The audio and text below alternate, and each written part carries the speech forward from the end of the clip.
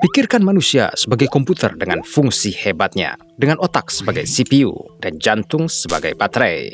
Sama seperti komputer, manusia juga rentan terhadap serangan virus. Mirip seperti virus komputer yang merusak program, menghapus file, atau menggandakan. Virus biologis membajak mesin metabolisme sel dan berkembang biak dengan cepat. Ketika virus seperti COVID-19 menyerang sistem kekebalan kita, ia kewalahan dan tidak dapat melakukan pertahanan yang kuat. Karenanya, saat ini komunitas global mengandalkan kesehatan masyarakat dan jarak sosial untuk mengatasi wabah yang belum pernah terjadi sebelumnya. Andai saja, seperti antivirus digital untuk komputer, kita punya vaksin untuk melindungi diri kita dari virus corona. Coba tebak, ilmuwan di seluruh dunia bekerja keras untuk ini. Tapi, kenapa lama sekali? Sederhananya, tidak. Produksi vaksin untuk penyakit menular selalu memakan waktu beberapa tahun. Tetapi, sesuai prosedur saat ini, vaksin untuk COVID-19 mungkin tidak memakan waktu lama.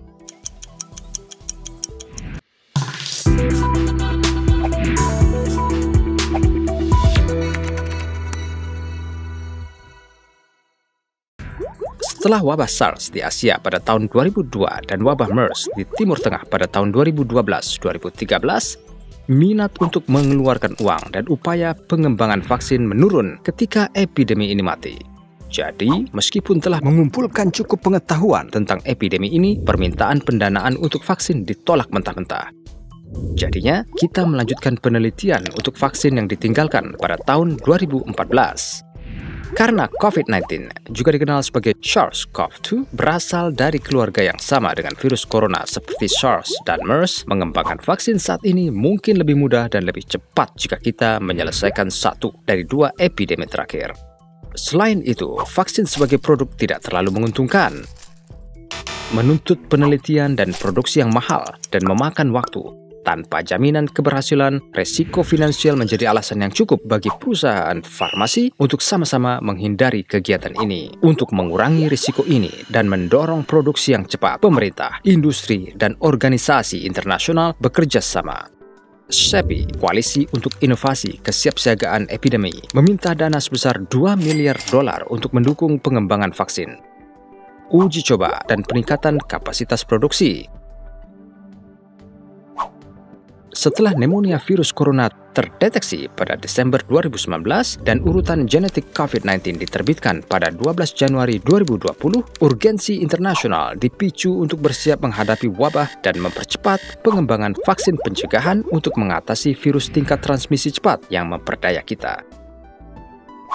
Benar saja, aliansi antara pemerintah untuk mengatur sumber daya dan membuat banyak vaksin dalam waktu yang dipersingkat menghasilkan 19 vaksin berbeda yang sedang menjalani uji klinis. Dari jumlah tersebut, 12 sedang menjalani pengujian tahap 1 dengan sukarelawan sehat. 4 orang telah menyelesaikan pengujian tahap 1, menunggu laporan. 2 sedang menjalani pengujian tahap 2 pada pasien dan 1 sedang dalam tahap 3. Hampir semua vaksin ini bergantung pada pengetahuan terbatas tentang struktur molekul yang dikumpulkan selama epidemi SARS dan MERS. Sungguh, kemajuan yang kita buat dalam waktu sesingkat itu sungguh fenomenal. Jadi, apa artinya ini bagi kita? Jika suatu vaksin dikembangkan dalam waktu yang diperkirakan, maka kita akan memiliki opsi pencegahan jika COVID-19 muncul kembali pada tahun 2021. Jika gagal pada akhir 2020, pendekatan inovatif dan kooperatif yang diambil oleh komunitas internasional untuk mengembangkan vaksin akan tetap memiliki dampak yang langgeng karena mereka menghasilkan waktu tercepat dari desain vaksin hingga uji coba, membuat penemuan dan produksi lebih cepat, lebih terpercaya. Tidak ada yang seperti virus yang benar-benar menyatukan kemanusiaan. Untuk video menarik lainnya, tonton terus Ingin Tahu. Temukan lebih banyak, tahu lebih banyak.